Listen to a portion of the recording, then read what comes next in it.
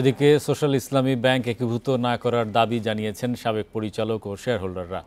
এ সময় তারা বলেন, ব্যাংকটি একীভূত না করে পরিচালনার দায়িত্ব প্রকৃত উদ্যোক্তা ও শেয়ারহোল্ডারদের হাতে হস্তান্তর করলে ব্যাংকটি দ্রুত সময়ের মধ্যেই ঘুরে দাঁড়াবে। জাতীয় প্রেসক্লাবে এসআইবিএল ব্যাংকের সাবেক কয়েকজন পরিচালক সংবাদ সম্মেলনে বলেন, ব্যাংক পরিচালনায় যত টাকা লাগবে বাংলাদেশ ব্যাংককে দিতে হবে। নতুন করে ব্যবসা করে আমানতকারীদের টাকা ফেরত দেয়া হবে বলেও জানান তারা। সংবাদ সম্মেলনে তারা বলেন, বাংলাদেশ ব্যাংকে আদালতের মাধ্যমে রিটের নিষ্পত্তি করেই আসতে হবে।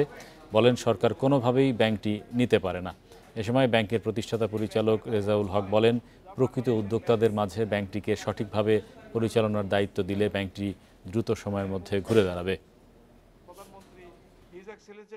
আগামীতে ব্যাংকটি প্রকৃত উদ্যোক্তাদের নিয়ন্ত্রণে আসলে মাইক্রো ফাইন্যান্স, মাইক্রো এন্টারপ্রাইজ এবং এসএমই বিনিয়োগে অগ্রাধিকার দেওয়া হইবে ইনশাআল্লাহ।